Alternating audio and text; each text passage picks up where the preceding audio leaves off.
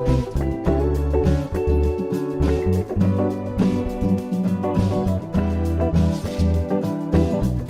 to Getting Sketchy Live, brought to you by thevirtualinstructor.com. And now, let's get sketchy.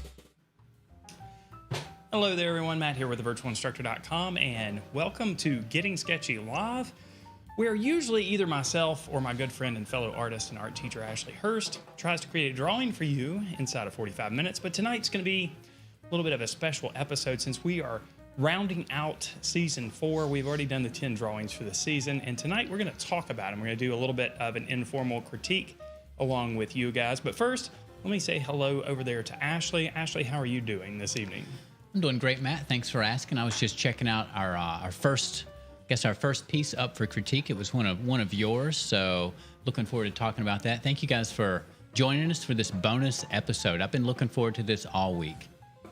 Yeah, tonight we're gonna try to breeze through the artworks that we created. We'll do a quick review of the materials and surfaces that we worked on, and we're gonna be talking about the artwork. You're gonna see the artwork on the screen, and I'm gonna try to hastily draw on the artwork as we talk about it, just like I normally do as part of our critiques, which are part of a Member's Minute, which is part of our membership program.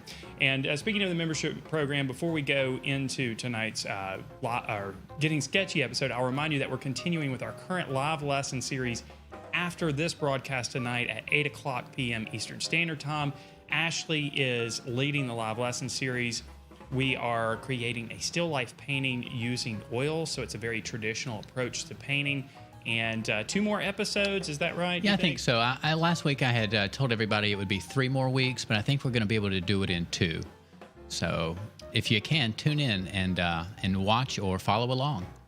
Okay, so maybe 2 more lessons in that series, and then I will start the next lesson series, which of course I'm excited about. And for those of you wondering, the live lessons, the weekly live lessons that we do at thevirtualinstructor.com are part of the membership program, which includes a variety of drawing and painting courses on a variety of subjects, and also weekly live lessons, as I mentioned before, weekly critiques as part of the Members Minute, and a year-long curriculum for visual arts teachers as well. If you want to check out the membership program, you can. There's a link in the description below this video. Everyone starts out with a week-long trial for free, and then we also offer a 30-day money-back guarantee after that 7-day period. We want to make sure everybody absolutely wants to be a part of our program. Now, if you want to just check out 3 of our course videos and ebooks for free, you can do that as well. There's a link in the description below this video. You can check that out as well. And I should also note that since you're watching this on YouTube, if you have not subscribed to the channel yet, please do so. We cover a broad variety of drawing and painting subjects and media here on this channel. And of course, there's Getting Sketchy, which is, again, coming to an end for right now, but in a few weeks, we'll be back at it again with a brand new season. And we're both looking forward to that as well. So are you ready to dive into Yeah, I think so. The little quick critiques we're going to do here? Let's take a look. Let's talk about these. One more thing I need to say is, since we are broadcasting this live on YouTube, there's a chat box. You can ask us questions and make comments.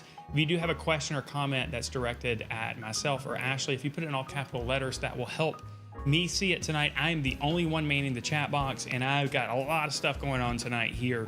So definitely put it in all capital letters to help us see those comments and questions.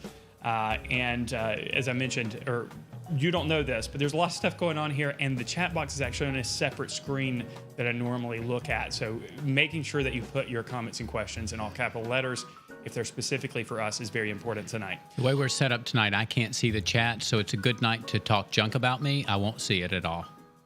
Don't talk junk about Ashley. Please don't. And also, you're going to have to be a little bit forgiving of me, too.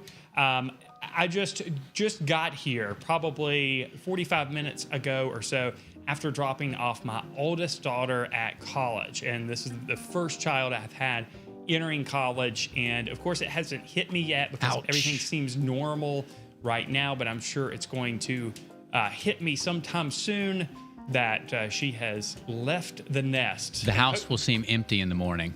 Yeah, well, I don't know. My house never seems empty. No, it's a joke. That's a joke. I've got living organisms all You may not even throughout the notice house. she's gone. You may not even notice she's gone till Christmas when she returns. No, I doubt that is the case. I do miss her a little bit already, and it was actually a little bit sad to be leaving the parking lot and watching her walk back into her very nice dorm that she's in. We sat there, my wife and I, and my second oldest daughter, we sat and just watched her walk all the way back into the dorm. Oh, gosh. So she doesn't know we did that, but we did. So there you go. That's where I'm at right now. So let's go ahead and switch over here to Photoshop. What we're going to be doing here is we're going to go through each piece, and we're going to try to do this in a kind of a quick manner. We can't spend a whole lot of time on each piece, but just because we have 10 pieces to talk about, and we really only have 45 minutes to do so at this point because we have to get ready for the upcoming broadcast. So anyway, I'm going to be, showing you the artwork. We're going to quickly go through what surface we used and what medium we used, and also we'll quickly critique our artworks as well. So this was the first drawing that we did this season, and it was of a sloth. And this was on me. I did this drawing, and I used both black and white charcoal, different varieties of charcoal, vine charcoal, compressed charcoal. And I worked on I guess it's ingres, ink paper. Did we determine the correct ing? I-N-G-R-E-S. Yes. So that's the surface that I worked on. It's got basically a laid pattern. It's very similar to charcoal paper, and this was a gray surface. You can see here by the drawing that you can clearly see that it is a sloth here. He's fixing us with his gaze. I can't move. It does have a very strong gaze there. It does look a little bit like a furry stormtrooper, if I have to say so myself. But these drawings are created inside of 45 minutes. Of course, if I had more time, there's a lot more detail that I would have added, especially in this area, because this is clearly the focal point, and we want the viewer's eye to move to the focal point. And one of the ways that we can kind of encourage a viewer's eye to move to that location is to render those sections a little bit more than some of the other areas.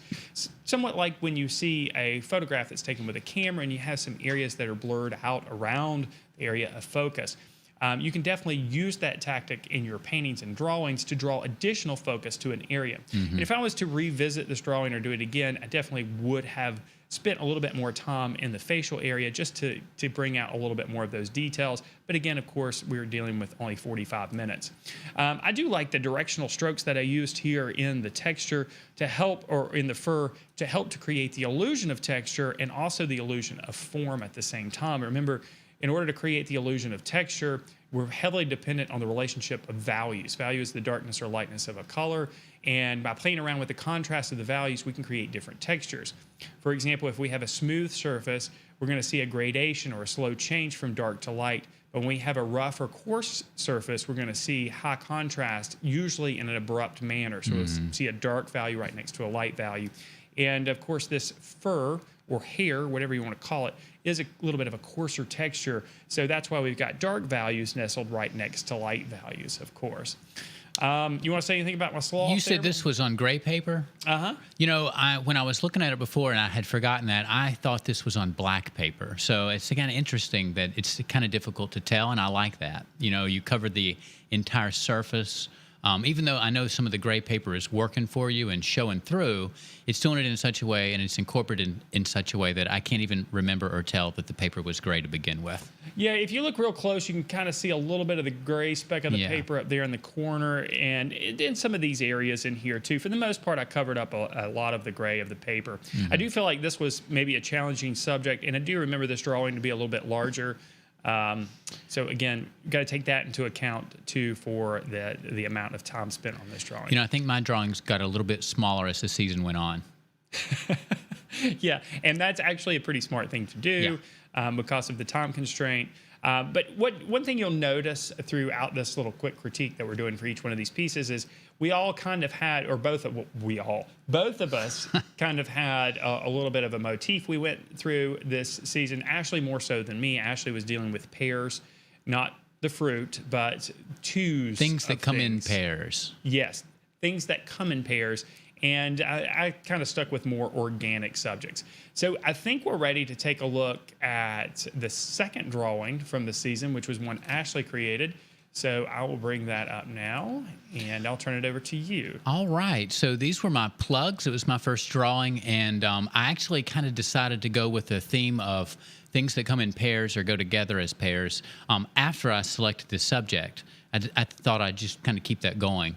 Now, I would say for this piece, something that is positive for me is that I address the entire picture plane. There's a lot of empty space or negative space, but I did manage to get up there into all that empty space and create a subtle gradation to hopefully lead us back down and keep our eyes, on the plugs, which is our main subject, right? And then two, something that I found challenging all the way through this entire season was creating compositions with pretty much two things. I was always taught that odd numbers work best in still life, and these are still lives. These are inanimate objects, so I've worked with still life the entire season. You could count the chord, I guess, as a third thing that helped a little bit, but not so much with some of my other drawings. So I found it exciting in a challenging way to compose with a pair or with an even number instead of with maybe 3 objects or 5 objects.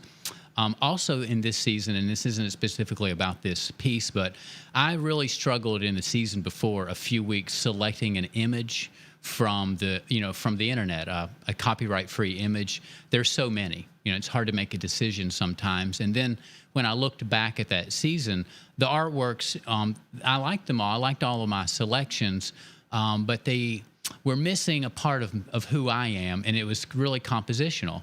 And so after I looked at all of the artworks that I drew this past season, I could see a little bit of continuity or unity between all the pieces because I took all of the reference photos myself, and I just have a personal sense of balance. We all do, personal sense of aesthetics that we follow. It's the reason we pick out the clothes we wear. My clothing aesthetics could probably be improved, but in any case, we all have this feeling about what looks good or what feels balanced, and I can see that coming through my pieces because I took the photos myself. And I think it was a little bit easier to take the photos myself than to try to be happy with somebody else's original photograph. So let's see, getting back to the plugs themselves, I would say that as far as something that could be improved or a negative, there's a couple of places where my preliminary marks that were erased still show through. And so, yeah, that's it. You spotted it. So, sometimes in the heat of drawing in 45 minutes, I get a little bit heavy-handed, and that happened a little bit there. If I were to have worked slower, probably some of those marks I would have made them lighter in the first place. And then two, the empty space, the negative space that is in the top half of the picture plane, I would have liked to go over that with enough light layers so that the strokes really just dissolve or disappear, and it's pretty much just two directions. I kind of went horizontal in the background and diagonal in the background, and I would have liked to have very lightly glazed over that background in the opposite diagonal and then also vertically, just so that their strokes going in every direction. And in doing so, the strokes would have been minimized. So I'd say that's my critique for this piece. All right, and I'll just add, doing pairs, I think, is a very difficult proposition when you're dealing with a composition because, the rule of odds, which I'll give it a name, the rule of odds. Okay, I like that. Does seem to work out because, when you're dealing with two of something, it's real easy to find yourself going back and forth between each one of the subjects, which a good amount of eye movement is good, but usually you want one or two to dominate. And in the case of this drawing, I think that this does dominate between the two, this particular part, just because it's more dynamic. So complex. It has pieces that come out towards the viewer. There's high contrast here. There's even a little pattern on the side. Yeah, absolutely. Which attracts our attention. It's also centrally located, too. So that also helps to make it a little bit more of a stronger focal point. Mm-hmm. And I do agree. I do feel like that chord is acting as somewhat of a third element. Yeah, I had it a little easier on this one. Some of the others were more difficult to photograph because they were more strictly just two objects. All right, then. Just because of the time constraint, we'll go on to the second one. We got to keep going. We got to keep rolling. So the third one in this season was on me, and I did a Ladybug here, and I decided to combine watercolor and pen and ink, which seemed crazy at the time, Yeah, it was a big and risk. looking back, still seems a little bit crazy, just because you have to wait for watercolor to dry. And pen and ink can be a very tedious medium to work with, so considering that I had to finish this drawing inside of 45 minutes, it was a real challenge for me. But I think one of the benefits to using this combination of media within the 45 minutes is it did force me to loosen up a little bit. Yeah. As a result, I feel like the drawing has a little bit more life, a little bit more vibrancy. Vibrancy is probably the wrong word, but it feels a little bit more lively because some of the marks are a little bit less rigid. I like the bleeding in there. You know, I like where I can see just a little bit of a contour where two colors came together but didn't totally, just totally wash out. You can see it in the shell. Oh, yeah, definitely. That's the watercolor I'm real happy with the watercolor applications. That's another thing that happened here is because of the time constraint, I was forced to put down more bold applications of watercolor. And for me, I usually like to approach watercolor painting with a very meticulous, layered approach. And because I only had a short period of time, I had to work quicker and therefore put down bolder areas of color, which worked better for this image. So just to recap, we've talked about 3 pieces, or we're in the process of talking about the 3rd piece. And in this case, the time constraint actually, I feel like, helped me create a better piece of art. Interesting. And with the first 2, I feel like the time constraint, kind of held me back a little bit. Or with yours and with my first one, we kind of talked about the time constraint being that way. But with this piece, the time constraint, I think, was actually an advantage to me, which in my mind means that maybe I do need to loosen up a little bit more with my watercolor and pen and ink drawings and paintings, whatever you want to call it. Or build up your saturation just a little bit earlier. Maybe you can afford to do that and don't have to be as careful. Absolutely. That's a good observation. I like your color combinations. I like that you use the blue in the black because it's complementary to all the orange that's in the shell. So it makes for a really bright and attractive piece. Well, I appreciate that. If I was to do this piece over, it's hard for me to say. I'd probably take a little bit more time or spend a little bit more time with the pen and ink applications because I do like the looser approach to the pen and ink applications. I'd probably make the cast shadow underneath the Ladybug maybe a little bit stronger, maybe have a little bit more of a gradation. I would probably, I like the fact that I have some of these areas where kind of that off-white color is in there. Yeah, I was checking that out. I think that's really subtle. important I like that. for making this feel a little bit more natural. But the highlights, I feel like, could be a little bit better done. This highlight, I left open, and I probably would have added maybe another highlight up here, even though it wasn't in the reference, just to make the image a little bit more striking and make the back of the Ladybug feel a little bit more like like the surface it actually is. Like a little bit of reflected light almost back there. Right, on absolutely. the dark side or far side of the shell. I could see that improving the, feeling of form and roundness. I keep calling it a shell. I don't think it's not a shell. Not really sure what those are. It's part of the wing covers. I don't know what you call the back of a ladybug. I think wing covers is definitely the proper term. I think so. It's I Latin. think that's scientific. Wingus it's Latin. Yeah. coverus. Yeah, wingus coverus. And just, I'm having to glance at the chat box while we go through this and just quickly see comments. And just to get us caught up here, a few people are talking about the fact that you were taking your own photos, and that was something that I meant to say, that I do think you're going to have better luck taking your own photos all the time. I spent about 30, I would say I spent an average of about 30 minutes taking each photograph for a 45-minute drawing. So it was almost as much investment in time to take the photo. But the season before, I spent about 3.5 hours looking for an image until I thought I was losing my mind. I thought I was going to go crazy. And so that was the time that I decided from now on, or at least in the next season, I'm going to take my own photos. And probably in the end, it was a time saver. And I feel like, the artwork is more me. So, the art really begins with your very first decision. And if you take your own photo references or find your own subjects, there's all those extra decisions you get to make before you even pick up your pencil. Yes, absolutely. And I don't think people really realize how much time we spend, trying to find these references. And it's a good point that you actually spent less time I think over the composing. full season, if you look at all 5 images I did and the time I took taking those photographs and then the time I took to find the previous 5 photographs, I spent less time. That's Yeah. right. Yeah. Crazy.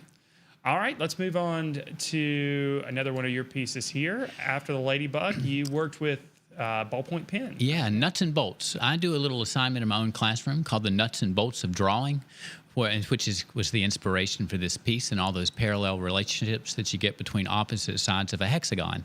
So the nut and bolt is not a subject that I am unfamiliar with. I have drawn it before, lots of times actually. So I would say anyway, for the nut and bolt drawing, I was happy with the metallic feel that's created, particularly on the nut, with my the contrast between my values. I thought that worked out really well. I would say that as far as accuracy goes, my threads were a little bit coarse or just a little bit big. You know, the actual bolt had more threads in the same amount of space. They were a little finer or smaller. It was a little easier to get in there and to shade them with them being a bit larger. I think they're larger. I think I drew a few less threads than I was actually observing. So that worked out.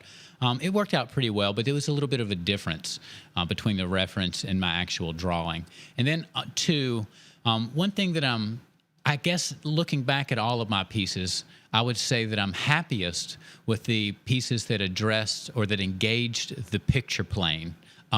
Engaged the edges of my picture plane a little bit more. And this one doesn't do that very much. You know, the shadow makes it to one edge, but the other 3 edges are, you know, just entirely unengaged with my composition. So it kind of works, but it also kind of feels like, you know, like my pieces are just sort of floating in the middle of space. You know, it's like they're like a wallflower. You know, they're just standing back there by themselves. And I think if I had maybe zoomed in or, I don't know. I mean, I took a lot of photographs for this one, so I guess I'm not entirely unhappy with it. Maybe just a little bit more gradation in the background would have satisfied me there.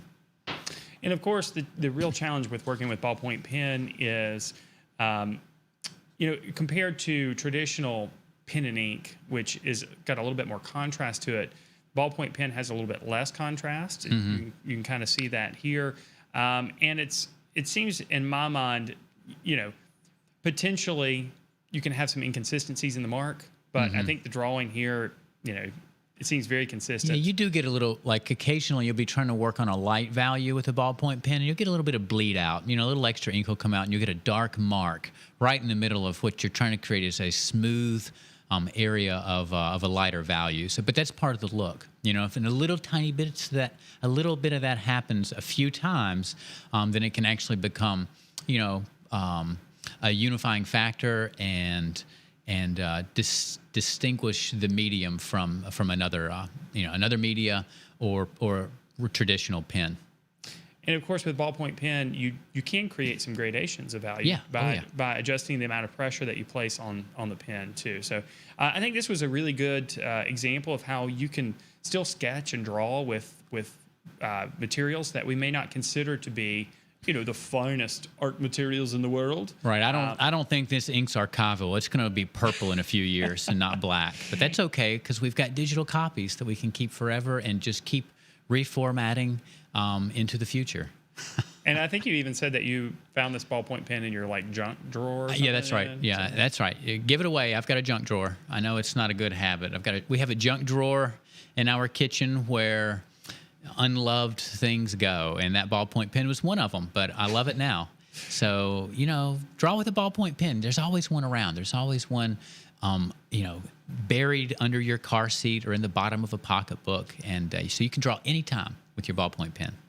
And just so you know, it does look like we're dropping some frames tonight periodically. I don't know if that's an issue with YouTube or an issue with our network connection. Nothing has really changed here on this end. So we'll continue to broadcast and hopefully things will work out. All right, we'll move on to the next piece here. And the next one was on me. And I decided to do some work with oil pastels. Oil pastels are a medium that I really am attracted to. And the reason why I'm attracted to oil pastels so much is because the way that you apply them or the mindset of applying them is very similar to colored pencils. And colored pencils are probably my favorite medium. I hate to choose one medium, but colored pencils, if I had to choose, would probably be my favorite. And oil pastels are very similar to that, just somewhat on a larger scale. And oil pastels for me, since they are a little bit more of a bulky medium, force me to be a little bit looser. And that's really the Achilles heel for me when it comes to creating art, is I tend to be a little bit too tight or get obsessed with the details a little bit too much. And with oil pastels and even traditional soft pastels, I find myself loosening up and thinking more like a painter. And the result is images, or art images, that look a little bit more like a painting and are a little bit looser. And the cherries for me, I felt like was the one piece, even though I said all those glowing things about oil pastels and how much I love them, I feel like this piece was the one that probably needed the most improvement compared to the other pieces that I created this series. So I feel like, in my opinion, this was the weakest one that I created. And I think it's all due, what I would do to improve this piece is just add a little bit more variety in the color. Looking at it here, we've got a few different reds. We've got some darker reds down here, some brighter reds right there, and hopefully you can see that since I'm writing with red over the top of it. I like the cool, warm relationship that you have going on between those reds. Yeah, I feel like I could have pushed it a little bit further. Okay. I feel like I could have had maybe just a slight bit more variety in the color. I think you could have leaned toward purple a little bit, maybe in the shadows. In the darker areas, more of a red, violet, or closer to purple. Exactly. I probably could have brought in a little bit more of a red that was a little bit more like an orange in some of these areas, and a red that was a little bit more like a purple in some of these areas. And just to kind of illustrate that point, there are some areas where it looks like here on the image here, it looks a little bit like I might have had some contamination in the oil pastel. Right. And sometimes they carry a little color with them from the last time you used them. And I have a little bit of blue in some of these areas, it looks like that's part of that contamination. And I actually think that's working.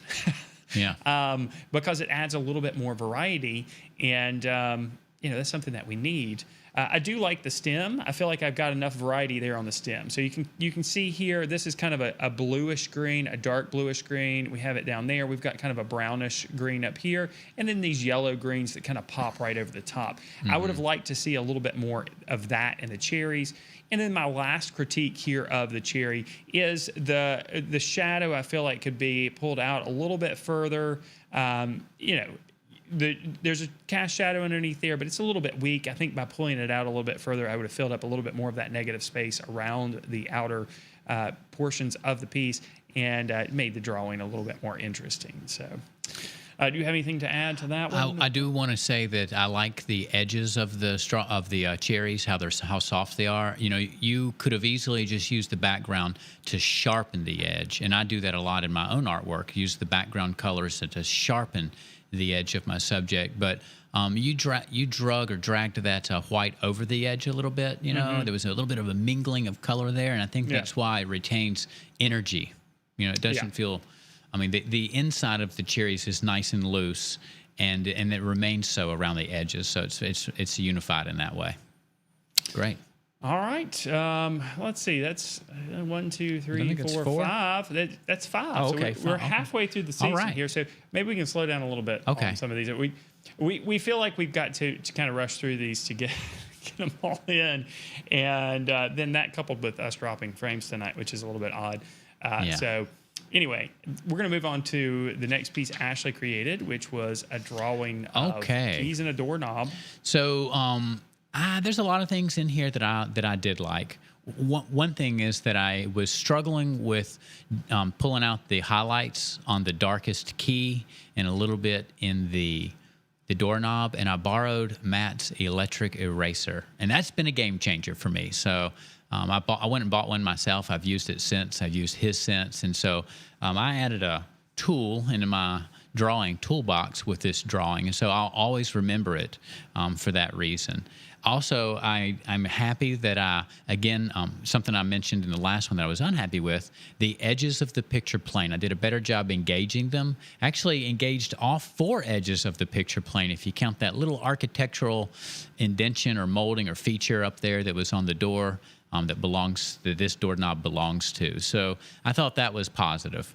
All those things were positive. It's very high contrast in the middle, and there's the keys kind of run in diagonals through the composition, and I think that helps keep our eye moving a little bit. So almost nothing is Almost nothing is completely vertical or horizontal.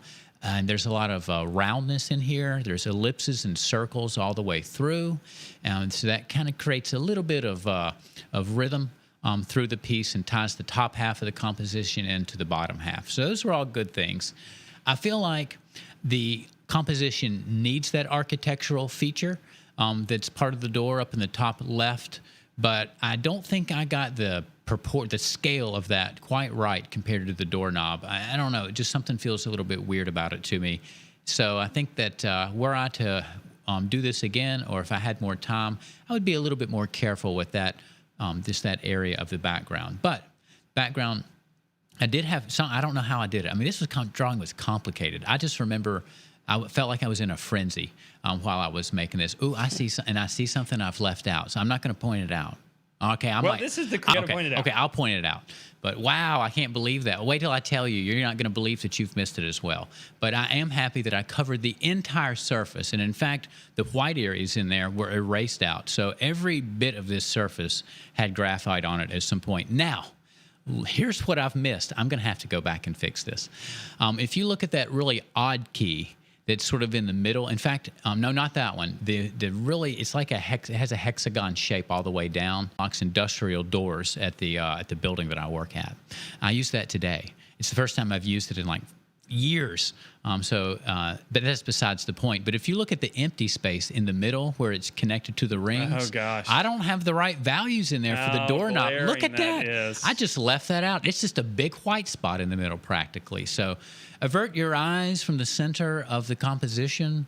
There should be some darker values mixed in there, some little dark shapes. So oh my! Did you notice that before, Matt? I noticed something was odd there, and I kept pulling my eye. My eye kept being pulled to that location, but I really wasn't sure what it was. Yeah. And there it is. How glaring! I followed that circular highlight that's on the doorknob around, and realized that it passes behind that key. And it should show up in there as light with darkness around it. So I could fix that in just 20 seconds. I just need, in fact, the drawing is in front of me. I know you can't see it, but I'm probably going to fix it while Matt critiques his next piece. Well, do you have anything to add? I just like I like the subject matter here. I like the challenge that you presented for yourself. I really like the diagonal, as you mentioned, the layout of the composition. Yeah. I do feel like this element has to be there because this is so heavy. Right, it is. Because you've got contrast. It's going off the picture plane, but just barely. So all that creates a lot of visual pull, and you've got to have something to balance it out. And I definitely think you need to have that up there. In fact, I would say maybe you could make the contrast even a little bit stronger to make it stand out a little bit more. Feels weak up there, or like it's underneath or behind the value. So I think that's probably what it is. There's probably an area in there that needs to be erased out that's catching a little bit of light along the molding, the edges. So I'll have to go back and look at the reference. But I definitely like all the contrasty areas that you've made look like metal because they are metal. And as you mentioned, some of that is due to the electric eraser. Right. And I'm kind of glancing over. People are saying that they now have electric erasers. Yes. Thanks to us. So it has made a difference. There it has you go. made a difference. Yeah, for sure. In fact, I had mine in my hand right before I came over here. So it is. And then you dropped it on the way out? No. I was actually just changing the eraser out on the end. Yeah. Okay. So just playing with it. Yeah. I love it. Yeah. It's the best $7 I think I've ever spent on an art supply. All right. And incidentally, if you're wondering, I have fixed that area. Matt, you can see that. You have already fixed it? I have filled this in. The drawing is complete. I know you can't see it well from over there. I can confirm from where I'm sitting that he did actually fix that just now. That was... Yeah, I couldn't stand it. That was magical. All right, we'll move on to the next piece here. As I'm getting distracted by the dropped frames, it's... Oh, is it still happening? Crazy. Oh, yeah, it's happening... pretty badly right now. Well, at least we're looking at still images. Not really sure why that's the case. Oh well. Last time this happened, I think it was something due to something with YouTube. I think so. Oh well. So this was the next piece. The next piece I was on me, obviously, and I drew this elephant in graphite. And this was, I was. If you notice the last couple of seasons, I was kind of avoiding using graphite for some strange reason. I wasn't doing it consciously. I was just trying to pick mediums that I thought were exciting, that I could fit within the allotted time. But this particular time, I chose to work with graphite. I think I stuck with graphite for the rest of the season because it reminded me, after working with this, how much quicker I can work with graphite than I can with other mediums. It made life a whole lot easier. I was pretty happy with how this drawing turned out, especially since it was only 45 minutes. I've drawn lots of elephants. And I felt like you still had a lot of shading to do with only with a short period of time left. You know, I feel like a portion of this you shaded it in pretty quickly, and it works because of the subject matter and having such textured skin. You know, you were able to do that, and with strokes that communicate the that quality of the skin. This was definitely a piece that I went over the time limit for. Yeah, maybe so. So I think, you know, the time constraint is 45 minutes, but I do think I went probably closer to 55 minutes. Yeah, probably so. Maybe 10 more minutes beyond that. But this drawing wasn't very large either, so I kind of learned not to make the drawings quite so large too, along with this one. But of course, we have a really strong light source coming from the upper right-hand corner with this particular image. That creates areas of strong shadow and some strong highlight as well. And whenever you can exploit that in a drawing or painting, it's usually a good thing because, you know, anytime you can make the shadow stronger, the highlight stronger without, you know, washing out the middle values, then you're gonna have a better chance of creating a stronger illusion of light. And when you have a stronger illusion of light, you have a stronger perception of form. The textures also translate a little bit better as well. So I think all of that was kind of working for me in this particular case. This image, I had to manufacture the cast shadow. So my big critique here for this one would be the shadow is pretty weak. It doesn't really make sense with the shadow of an elephant. And in this case, probably the shadow wouldn't extend out quite so far. I'm not sure. Maybe it would extend out a little bit further. In any case, I manufactured the shadow, and I think it shows in the drawing. I like that it's long, though. I mean, you mentioned the cherries having too short of a shadow, and it might have been nice to pull that one out a little bit. And then this one, you mentioned pushing it back in. But I think it's okay that it's longer. Maybe it would go back further. You know, I don't feel like the shadow reaches back to where the back legs are. I think that might be... could just go back, just up a little bit higher. Yeah, the more I look at it, the more I feel like it needs to be a little bit longer, kind of going back, maybe at an angle. Oh, yeah. And there's nothing underneath the trunk either. There's a little bit of shadow back here, but that, you know, there's nothing real clear on the trunk here. But again, I'm being a little bit super critical here, but, you know, that's how you improve. That's the point. You look at it and you say, you know, this is, even if you love it, say, what could I have done better? You know, and that's how you improve. So it's important. What we're doing here is important for us to do on our own with our artwork, just silently in our heads when we complete a piece. Yeah, absolutely. All right, let's move on to the next one. All right, this one's on you. This was my baseball and glove, my son's baseball and my baseball glove.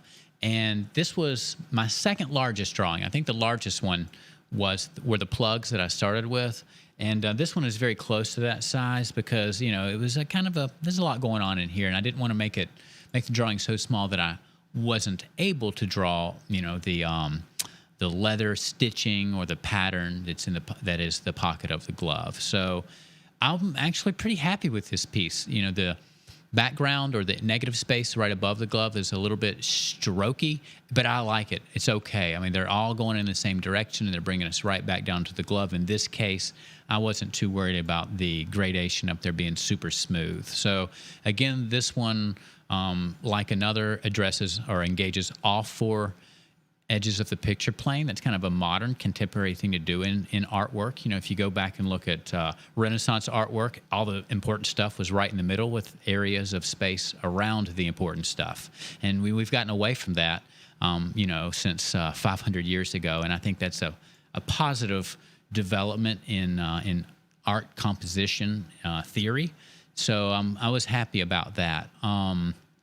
Also, I enjoyed the way that I drew the pattern that is the pocket of the glove. It's kind of a wavy checkerboard pattern. And instead of really drawing that with lines and then kind of filling or coloring it in, sort of coloring book style, I felt like I handled that more like a painter. And I fancy myself a painter. So I put down a light value and then just sort of layered those darker shapes on top of it without ever really drawing clearly the pattern with lines. So I like how I handled that. I felt like it incorporated really well and it doesn't feel too fussed over. Let's see. I just like the fact that you said you fancy yourself a painter. I like it when people are fancying themselves. I also like to talk like I'm from the 1870s. Yeah. I fancy myself as a painter. That's great. It's old-fashioned language, I guess. So, let's see. As far as, I know there's criticisms here, and I know I left some things out. There was some knots of leather stitching that aren't in here, but nobody knows. We said several weeks ago when we drew this that without the reference, nobody will notice the details that are missing, and I don't even remember where they were. So I don't. I guess that's working for me. So I don't have too much that I would have changed or done differently for this one. For myself, especially given that it was it's a sketch. It's a 45-minute sketch. I was proud of myself for not getting too heavy-handed with the baseball's stitches and making them all dark. I was remembered to be more careful with the values of the threads in the light and to lighten up my pressure when I got to that stage. Well, I think this one is fantastic. In fact, thank you. This is probably my favorite one from this season. Yeah, I think it might be my favorite too, as it turned out. I think the composition's really strong. You've got a lot of positive space going on right here. Very minimal. And I want to point out space. that the movement is diagonal again. Mm-hmm. Having a diagonal gesture or movement that enters your picture plane from the bottom edge is a great way to lead a person into your drawing. So give that a shot. Whether it's a baseball glove or a pathway, an actual pathway or road or sidewalk, or something hanging off the edge of a table in a still life. Find a way to get a diagonal to enter your composition from the bottom edge and see if it works for you.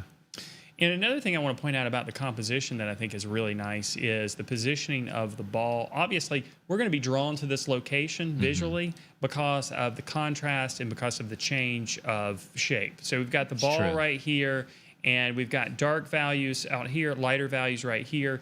And then we also have some intersecting things that are happening right here, all right there. So all that's going to pull our viewers onto that location. And if we kind of lay lines over the top using the rule of thirds, let's see if I can do this kind of. There we go. There you go. So we can see, this is an approximation of the rule of thirds, but whenever we have these intersecting points, that's usually a good place to put a focal point or an area of interest. Just usually leads to a more aesthetically successful composition. And the rule of thirds is based on the golden mean or the golden principle. It goes by other names too. Can you remember any of the other names? That I refer to the golden ratio. Golden ratio is. So anyway, we're pretty much talking about like the Fibonacci sequence, if you're familiar with that, but in pictorial form. This is math in pictorial form. It really is. Well, the rule of thirds is basically a simplified version of that. It's not exactly the same ratio. It's not quite the ratio, but it's close enough. It works. Right. In art. I mean, it's not. Like I said, it is art. Even though this is math oriented, it's not rocket science. Nothing's going to explode, so it just needs to be close. Well, we do know that some paint solvents do actually explode. That's true. Anyway, That's true. This area right here is a great place to put a focal point, and you can see that the ball falls right into that location.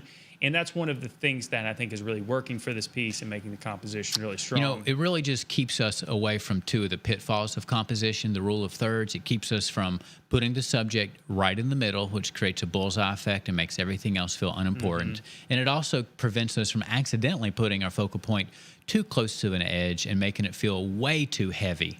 An object's or an element's visual weight becomes stronger the farther it gets from the center of the picture plane. I know it almost seems counterintuitive, but that's how it works. All right. I think that's it for Awesome. that one. Again, this one's my favorite one from the season. I think I'm going to put a little frame around this one and hang it in my son's bedroom. You I think should. this one's a keeper. You should, definitely. And the last thing I'll add is a full range of value, darkest darks, lightest lights, middle values in between. So important to creating the illusion of texture and also creating a drawing that's representational. Value, if there's something that you want to work on with your drawings, then work on value. Work on recognizing values, work on matching values, work on creating a full range of value, because value influences so many other aspects of the success or failure of your drawing. This is the one that I drew a value scale for.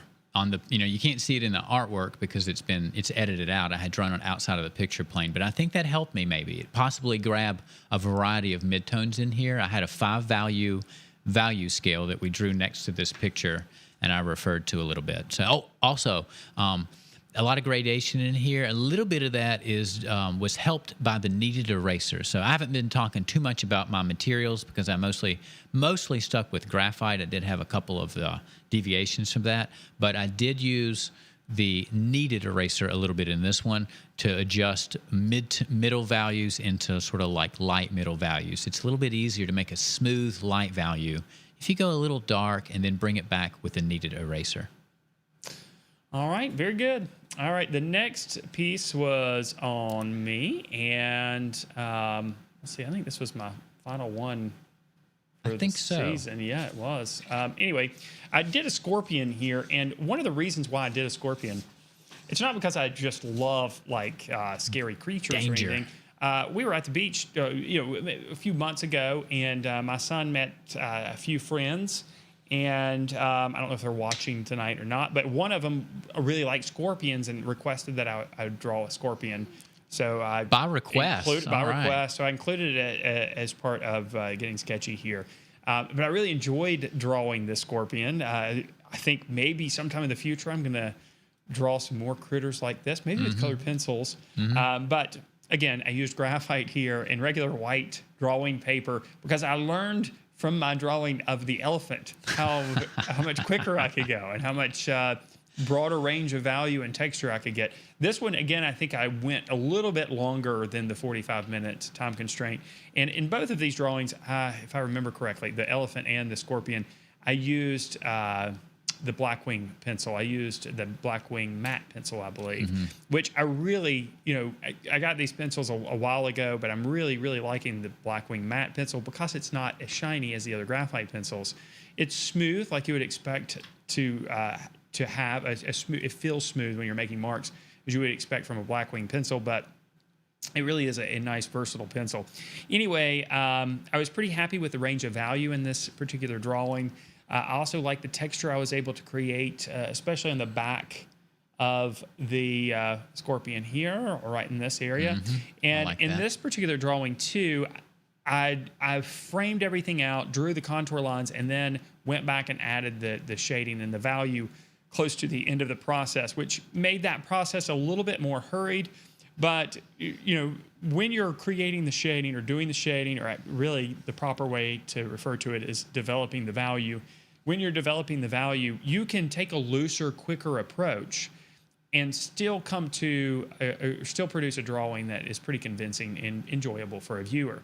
You can also work really, really slowly and meticulously and create an image that looks very, very realistic. And again, there might be a huge difference in time in both of those ways to approach a drawing, but both can still communicate the subject to the viewer. So really, those early stages of the drawing when you're trying to get everything as accurate as possible, it's so important to take your time in that part of the process. And then when you're developing the value, then you can choose, okay, I'm going to work a little bit quicker when I develop the value while still creating a full range of value, or I'm going to work a little bit slower and really develop the texture and everything in this drawing to a high level. Either way, it's going to be successful because the shapes and the proportions of the subject is accurate. It really almost doesn't matter what you do with the value in there. It's going to be believed because that shape is believable. Absolutely. That's what I was trying to say. And you said it in like 2 sentences. I said it like 60. Anyway, as far as the application of the material, there are areas where I use small circular strokes there to develop some of the value. And a lot of times people ask me what I mean by, making small circular strokes. Sometimes they think that means that you're making little small circles like this, but it's not really that. It's just that you're making circular strokes, and I can't really do it with this because I'm making small circles again. It just means that you're using the pencil and you're going in different directions. You're not necessarily going in the same direction like this, not like that, like this, throughout the entire drawing. So, anyway. Think of them as closed circles. There's not an actual hole in there. You just move in a circular motion, gradually working your way across the picture plane. So I like to do that too, Matt. And I usually do it with a really dull pencil. I like I like to use an ebony pencil for that, and rub the ebony pencil really hard on a scrap piece of paper to make a wide, flat spot that keeps my circular motion from actually making circles. So just a tip there, dull pencil. Yes, and I see, and again, I like the way you explained that. You're making a circle without leaving a hole in the middle. Right. Yeah. Again, I tried to explain that in like 30 sentences, and you did it in one. Yeah, there are people making comments that the shadow underneath it looks a little bit confusing. Again, that's partly due to the fact that I completely manufactured the shadow. And I didn't manufacture the shadow in the drawing, but I did in Photoshop. And the way I did it in Photoshop is I outlined the body of the scorpion. It's actually pretty cool. I selected the body of the scorpion. Within that area, I colored it completely black, put a Gaussian blur around it, backed off of the opacity, and then I used my transform tools. I used a variety of different transform tools. Yeah. I used Distort. I used a bunch of them to try to put the shadow in place so it made sense. And if I did all that, then the shadow might look a little bit cooler. But yeah, the shadow is not perfect, and it's probably not exactly what you would see in reality, but it's convincing enough for the drawing. But yeah, I agree. If there is something that needs to be improved about this one, it's definitely the shadow. And I wanted to create a little bit more of a gradation from dark to light under here in these areas where, in this case, the leg is touching the ground, and then it goes up and back into the body. So there's a little bit of a lighter value that should be under there. I think I got a little bit too dark with some of those cast shadows under there. But again, I wanted to create contrast. But I can't help but just look at these legs. Yeah, you could have almost had the shadow of the legs kind of fade out and then reform right under the body, and almost like a little gap in there under the knee. Yeah. That might have worked out. I definitely could have had a little bit more of a gradation here with lighter values under there. I definitely agree. I don't know if scorpions have knees, but you know what I mean. You can see those legs. Well, we know that bees have knees, right? The bee's knees. That's right. Yeah. So I guess they do. I guess they all have knees. There's definitely the bee's knees. If there's the bee's knees, we there's all know definitely about the bee's knees. But I will, since we're going to talk about the scorpion's legs, again, I just remember you're talking about these scorpion's legs. And I hope I'm not offending any scorpions out there, but the legs on the scorpion definitely look like Muppet legs, and it even looks like to me that the scorpion is wearing maybe a tube sock here. It looks like a sock. I mean, poor guy, poor scorpion. He's so hardcore up here, so scary right here, but then he's got the legs of Kermit the Frog. You just have to wonder about this particular scorpion.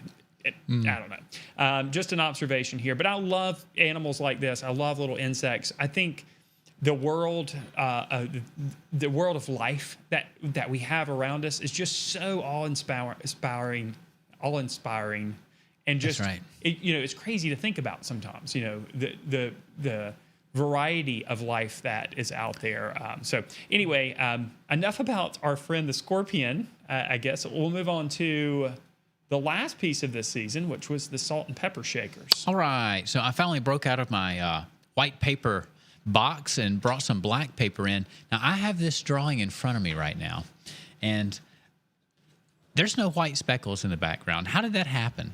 They must have been on there when we photographed it. No, I will Did you add some salt in here? I will tell you my secrets in a minute. Okay. All right, that's cool. So you go ahead and pretend the white speckles aren't there. All right, pretend the white speckles aren't there. It looks like salt is flying everywhere. There's a reason why the speckles are there, and they're not intentional. It's not intentional. Okay. Well, in any case, this was a real challenge for me to select a composition. Remember, I was taking my own photos. I had two objects, and still lifes with two objects don't often work that well. And so I positioned these so many different ways. And like Matt had said before, sometimes you kind of want one of the two objects to be the protagonist, the main character. And finally, I figured out how to do that. I would just move the one with the most contrast up to the front. So ultimately, I was happy. I am happy with this composition, but it was a little more of a struggle for me to photograph these, because I guess if I'd have thrown an extension cord in there somewhere, that might have made it a little bit easier, like my first drawing. But just throw an extension cord back there. That makes total sense. Just plug those things in. Now that would be cool. Look at that. Look at that. Would really pull your eye through the piece. An extension cord. I think there's something. It seems something in there. So, but ultimately, I think I was happy with it. What the saving grace was that I changed my mind. What do they say about plans? You have to all good plans are, I don't remember the saying, but I have no idea what you're talking about. All good plans are made to be changed, but it sounds better than that. Whatever is a saying, that is some sort of a popular common saying. But in any case, I told myself before I started this drawing, I do not want to use a stump. I don't want to smear this out, and I needed to, and so I changed my mind mid-course, and I think that. It was a little bit of a risk, but I think it really needed it. I guess, okay, I'll go ahead and tell you. My problem with the stump is that sometimes everybody's artwork looks the same when they use a stump or they use a tortillon. And we kind of smear everything out, and you lose the integrity of your strokes, which is part of what makes a piece look like your own. Looks like your signature, your handwriting, figuratively, is in there. So I did use the stump, but you can still see individual strokes in there. So I was careful not to destroy all of the strokes. And I remind my own students to do that, because we can all get stump happy. It feels good to smooth things out, but you got to be careful and use the stump selectively. So I think it worked out in the end. It was a little bit of a risk. I love drawing on black paper. It does make your drawing feel like it just happens faster. Mm-hmm. So there could be a little bit more of that. And I didn't notice before until we started this, but Matt started with toned paper and I finished with toned paper. So. And I think we used white paper all in between. So our toned paper was sort of like our bookends to the season, and maybe there'll be more toned paper in the season to come. Now the cherries were also that's on right. toned paper, but you would never know it. That's right. Because it was all covered up. It was totally covered, and I think that's something that you did well in that, is that you addressed some of the back. Like I try to do something in the background here. Yeah, there's actually stuff in the background, but it's not in the reproduction. Oh, okay. And I'm going to explain why. Okay, because I'm looking at the original now, and I can see a little bit of faint work in the there's some reflection there, but it's not in the reproduction. All right, what's going on here? And I'm going to explain why, but I want to point out a few things and kind of piggyback on what you were saying. Because right now it looks like here we've got a little. I'm going to knock on wood. It looks like we haven't dropped frames for a few minutes, so whatever network issue, it looks like it was gone. But I hope so.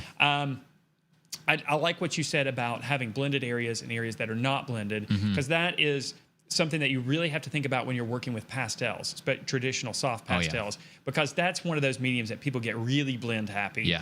Because they're blending a sky and they're like, oh, these clouds are so wonderful. And they blend together so easily. Yeah, you just want to do it. You feel successful. They keep going, and they just want to blend everything, and then they touch their face, and they have stuff all. Anyway, the white charcoal is similar to pastel in a lot of ways. And it's very clear you have areas that are blended with the blending stump and areas that are addressed with just deliberate marks. Mm-hmm. And there is a post in a video also on the site.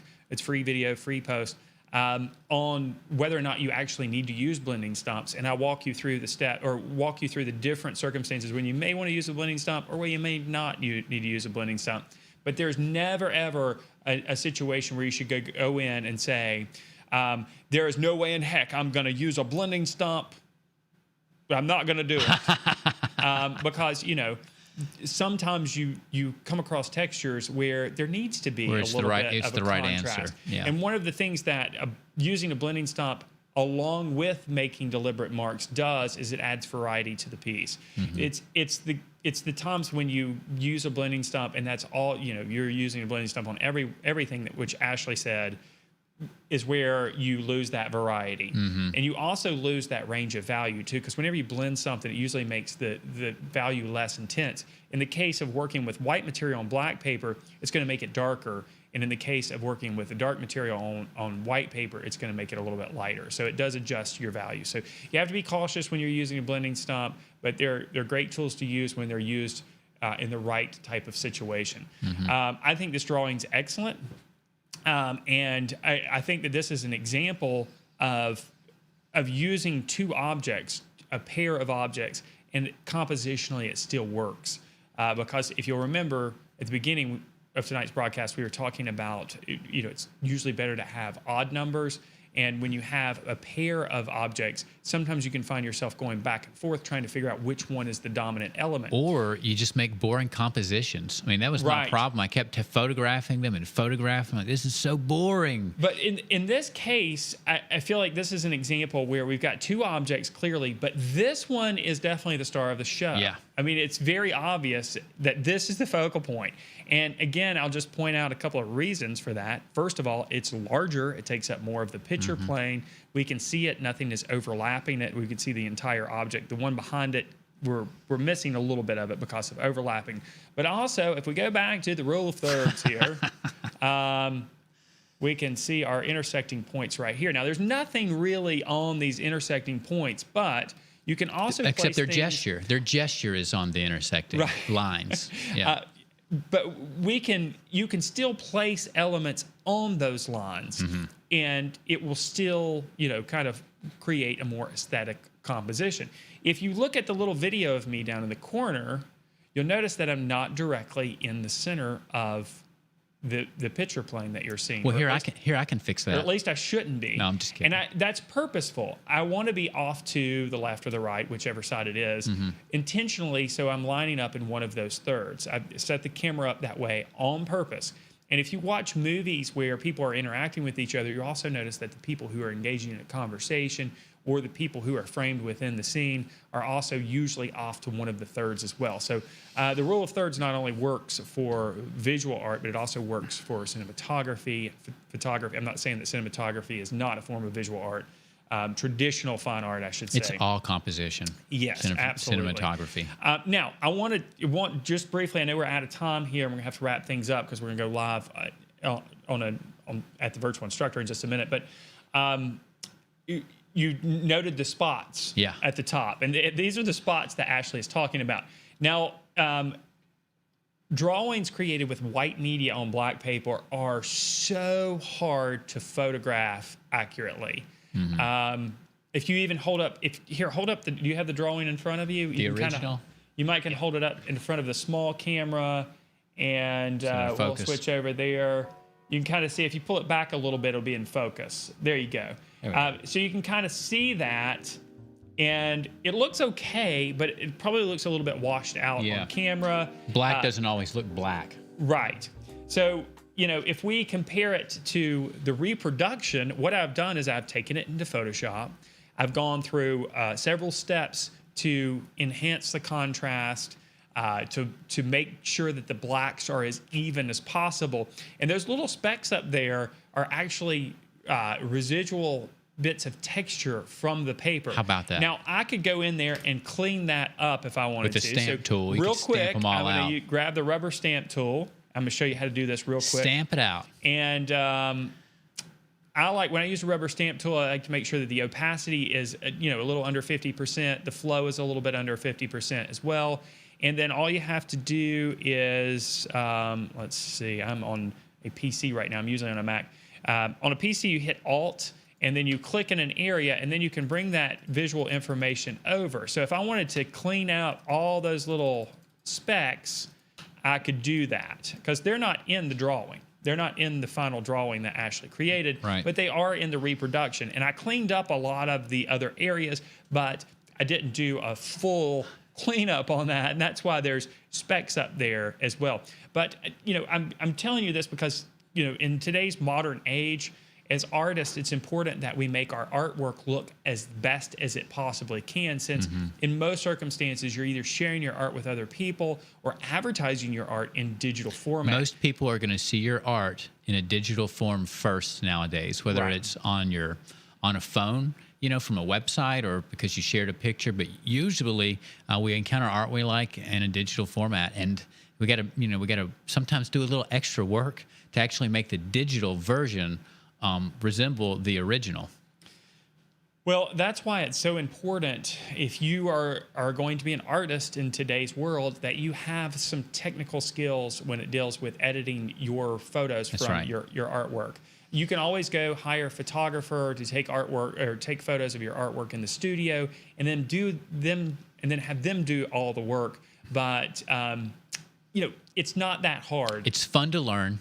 Right. It'll save you money in the long run, and you won't be dependent on somebody else. So, the more independent you are as a worker, the more efficient that you're gonna be. You're not gonna have to wait on anybody. So that's why it's very important for you to, maybe learn how to use photo editing programs. And I use Photoshop, but I use Photoshop on a daily basis. It's pretty essential for what we do. But if you don't want to pay for Photoshop, there are programs out there like GIMP. GIMP is not going to do everything Photoshop I would can, recommend Photopea. Okay. Photopea is a lightweight version of Photoshop that is, I think it is an Adobe product. You can use it online. It's free, and it has all of the basic tools. It really has the tools that you need, and leaves out a little bit of the, I guess, you can go down a rabbit hole on Photoshop. I mean, there's a lot of tools in there that you really, as far as we're just working with your artwork, photo editing pretty much is what we're doing. It's Photopea is plenty. So give that a shot. And if you like it, then you can go ahead and pay for and bump up to Photoshop, and you're already going to pretty much be familiar with it. There won't be so much of a learning curve. And not surprisingly, we have a course for that at thevirtualinstructor.com, which is included as part of the membership program. And the course is called Basic Photoshop for Artists, where I show you how to do all this stuff that you might do, editing photographs, taking elements from a photograph, moving it to another part of the photograph, that kind of stuff. Basic stuff that people who are artists working today would need to know how to do using Photoshop. And I'll leave out all of the other stuff. It might be strange to tell you that I'm leaving out stuff in a course, but I'm leaving out all the other stuff that you really don't need to know, because Photoshop's a pretty complex program. It is. And if you go into it without knowing what you're doing, it can be very overwhelming and frustrating. So anyway, I think that is... I think that's probably That's it. That was a nice recap to the season. It was enjoyable to see all those together. We didn't do that. We haven't done that in the past. So hopefully you guys out there found that valuable. I found it valuable just to look at it and critique my own artwork and see what I would maybe do different. Yeah, I definitely enjoyed it. And, if critique is an important part of making art, and that's why we have the feature, which, again, is part of our membership program, called the Members Minute, where it's called the Members Minute, but each week I critique a viewer-submitted piece of art. I spend about 15 or 20 minutes on the critique and go into everything that we talked about tonight: composition, use of the materials, use of value, texture, use of color. We just go through basically a structured approach of critique. And I think the last episode I did was yesterday. It comes out tomorrow. I think that was episode 337. So that's 337 critiques of artwork from you guys, people who are members of the website. Wow. So you can go back and watch all of those critiques dating back to whenever I started that. I think it was, I don't know, lots of years ago. He says the same thing in every one. Just go darker values every time. So, no, I'm just kidding. Yeah, every piece I look at. I'm joking because I feel like 90% of my advice to my own students is this area needs to be darker almost every time. So I'm just going to make a recording. All right, guys, we've gone way over tonight. I apologize for the drop frames early on in the broadcast. Looks like that stuff got straightened out. I don't know what the deal was with that. Hopefully there won't be an issue with the recorded version on YouTube, because I do think this bonus episode that we did here at the end of the season is incredibly valuable.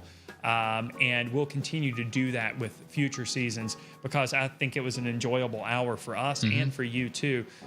So we're going to go away for a few weeks, and then we'll be back. If you want to make sure that you're notified when Getting Sketchy does start back, click on that link in the description below this video where you can get the free course videos and ebooks, because you'll put in your email address when you do that, and that will put you on our mailing list. You'll get links to a bunch of free content if you do that. But you'll also be notified when we do go live here on Getting Sketchy. We don't have a definite date for when we'll start back, but it'll probably be about, 4 or 5 weeks, somewhere around there. Probably something like that.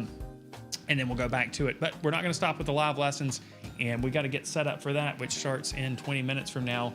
So you got anything else to say there? You got anything to add? I'm gonna miss doing this. I'm gonna miss this for the next 4 or 5 weeks. So hopefully, when we start up again, you guys will remember and join us, and we'll I'll think of a new motif for the next season. They better remember, and I'll definitely come up with motif too. I have plenty of teeth right now, but I could always use motif. Anyway.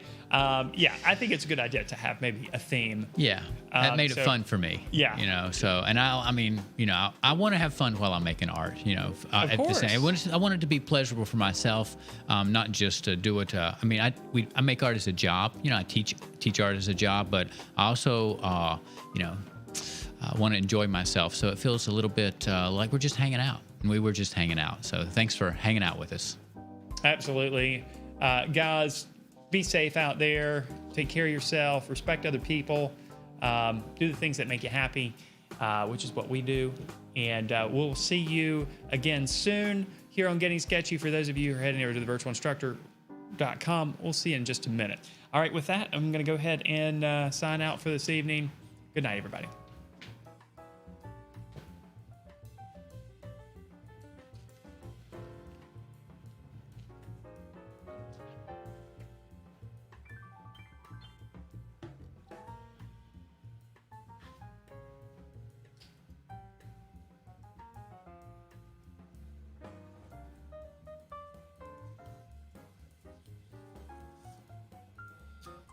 All right, we're done.